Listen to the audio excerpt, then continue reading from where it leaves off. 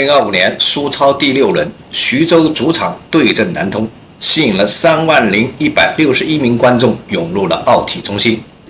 尽管最终以1比2惜败，但整场的比赛跌宕起伏，攻防激烈，被称为提前上演的决赛。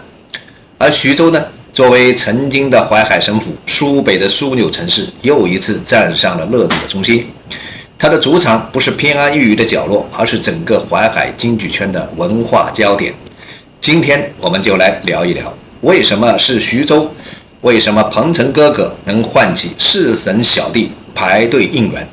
苏超这场草根赛事在这里为什么像一场小型的春运Xizhou, a prefecture-level city under the jurisdiction of Jiangsu Province, China, second-tier megacity. The total area is 11,765 square kilometers. It has a permanent population of 9.02 million people. Xizhou is located at the junction of 4 provinces: the Yi River, the Shu River, the Beiti-Hangzhou Grand Canal, and the ancient Yellow River pass through. Xizhou is a sub-central city in Jiangsu Province, an important comprehensive transportation hub in China. The GDP in 2023 will be 890.044 billion yuan. Xizhou has a long history and culture. 徐州其实是华夏历史上最猛的创业型城市，它地处整个淮海地区的核心，而淮海地区也被称为中国历史上最活跃的民间力量基地。这个区域包括了江苏的苏迁、连云港、山东的临沂、枣庄、济宁、菏泽、河南的商丘、周口、安徽的亳州、淮北、蚌埠、宿州。虽属4省管辖，却说着同样的中原官话，一个管字走天下，吃着同一口热气腾腾的地锅鸡。这里的人们热情豪爽，不服就干，平常讨论的不是琐事，而是国家大计、创业计划以及谁上谁下。徐州是这片中原硬核创业带的带头大哥，历史上最著名的创业者刘邦就来自这里。据不完全统计，徐州籍的开国皇帝多达11位，是当之无愧的帝王之乡。中国古代主要有3大势力集团，以南京为首的江南派，以关中为核的西北派，以燕山为重的北方派，3点连成三角，徐州就在正中。谁得徐州，便可得中原，得中原便可得天下。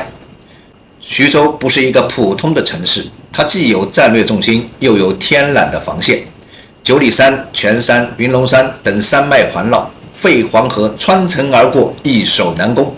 徐州古道繁华依旧，铁骑虽卸，底气未消。你现在明白了吧？为什么这里不仅要踢球，还要稳坐文化热度的第一排？徐州古称彭城，地处江苏的西北部，位于黄淮平原与山东丘陵过渡带，是江苏唯一3水共存的城市。它是刘邦的故里，项羽的故都，是楚汉相争的主战场，也是汉文化的重要发源地。汉画像石、狮子山、楚王陵、龟山汉墓、戏马台、云龙山、云龙湖，一砖一瓦，一山一湖，皆见千年风骨。现代徐州则是华东重要的交通枢纽，东方入港名不虚传。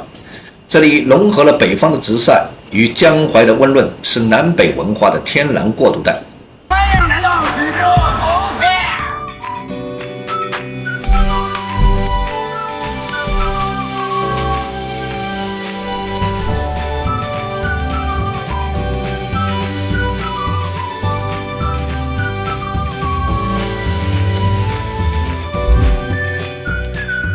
美食方面也是南北通吃，地锅鸡、烧麦、辣汤、煎包等等，主食小吃样样有，一锅炖，一口咬，吃着全是实在味。说起徐州，不少人第一反应是中转站，但真正了解徐州的都知道它是淮海龙头。当年设立的淮海省与徐州为省会，辖区覆盖苏北、鲁南、皖北、豫东，虽未长存，但淮海龙头的地位从未褪色，至今仍是周边兄弟城市的文化认同中心。这些城市都是鹏程哥哥的小弟。段子手说，别的城市要联名上书，徐州只需要发个微信群。淮海神谱出征，小弟必须到场。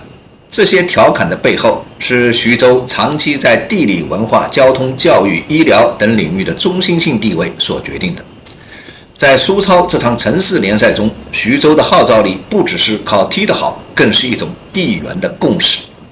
2025年苏超第2轮，徐州对阵宿迁，这场比赛被网友戏称为“楚汉争霸 2.0 版”。宿迁，来！哎，没射着啊！再来呀！上一次呢是我赢了，这次我来我就不带寒心了。我觉得吧，我这一次也是没什么问题。25号呢，你等我来，等大哥来，还再给你比划比划。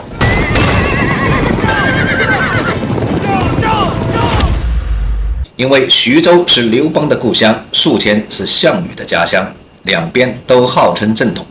于是这一场不仅是兄弟戏强，更是本地历史的修复剧。看台上拉横幅的口号写着：“本轮胜者决定西楚霸王归属，楚汉争霸再续前缘，彭城一战定天下。”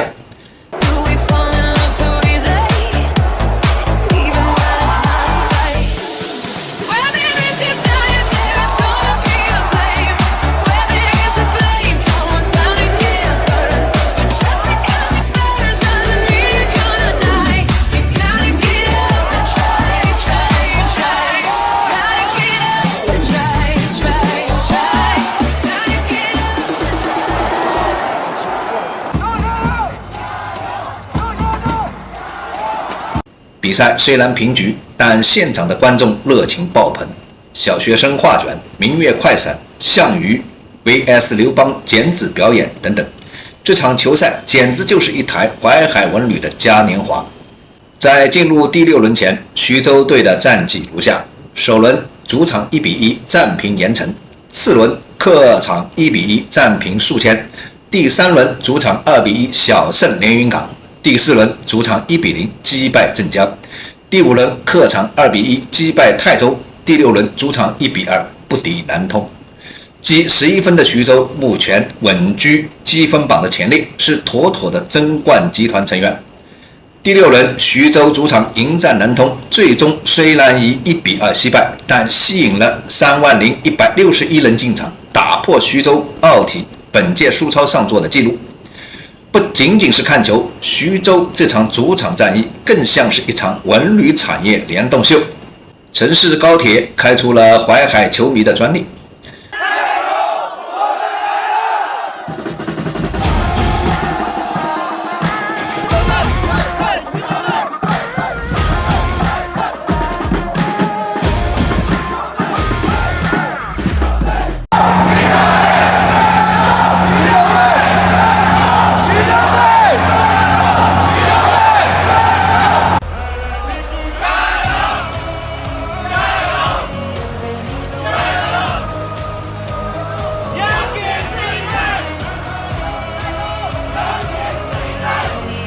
地铁的车站贴满了楚汉对决的灯箱广告，场外搭起了非遗的文创市集，烧饼、剪纸、地锅居、李梁醋、汉服体验一应俱全。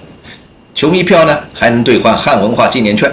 此外，徐州还特别组织了啦啦队专列，由徐州幼专啦啦队组成的助威团，统一服装、统一口号，专车抵达球场，全程跟随球队节奏互动应援。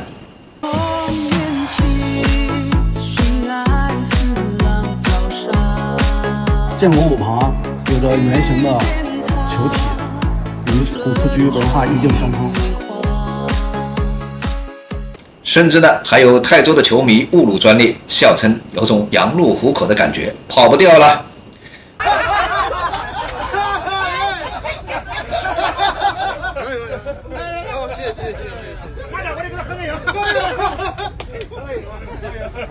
人家把军软也把这个，把这个，把这个，各营把军软，各营把大军，搁大这我就没了。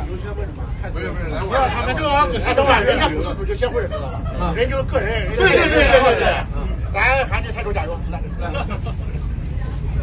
咱喊这个泰州加油，泰州加油，这徐州来。徐州3球，徐州第4，第4，我们很友好，你放心。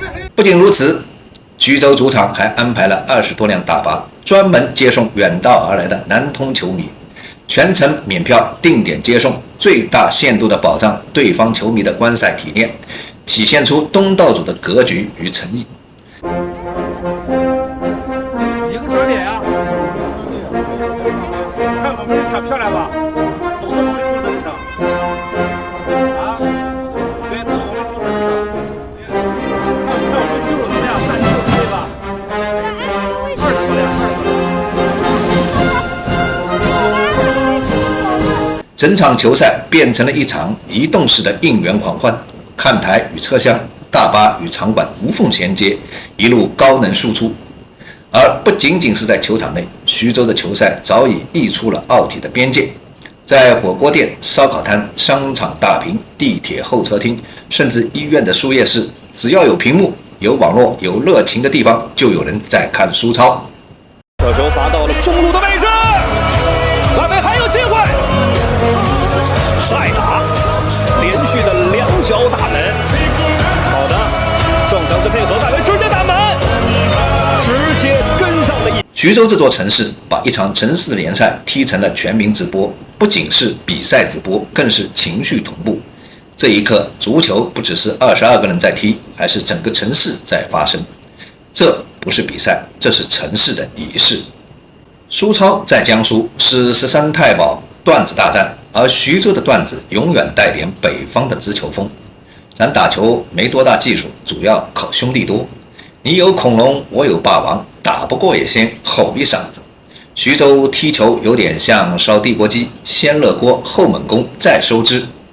这场面子之战，鹏程哥哥没说话，小弟数千、连云港、枣庄等等，他木齐刷，哥稳住，咱一定到位。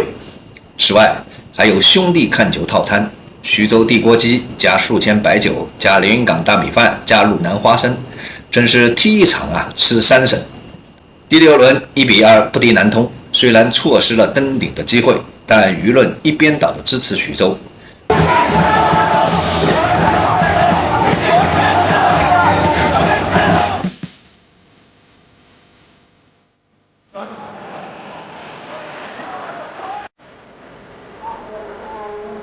不仅因为现场气氛顶，更因为这场球打出了苏超真正的高质量攻防。有网友评论：徐州输了比分，但匀了城府。南通有实力，徐州有牌面。我们再看中国最接地气的冠军候选人交锋。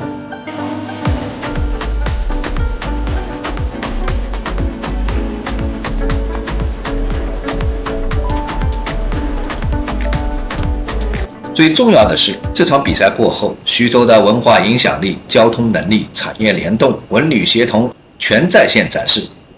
徐州不仅是打球的，还是带兄弟看球、带地级市挣钱的那种城市。苏超的最大功劳，也许不是比赛有多精彩，而是它让中国的老百姓重新对中国足球燃起了希望。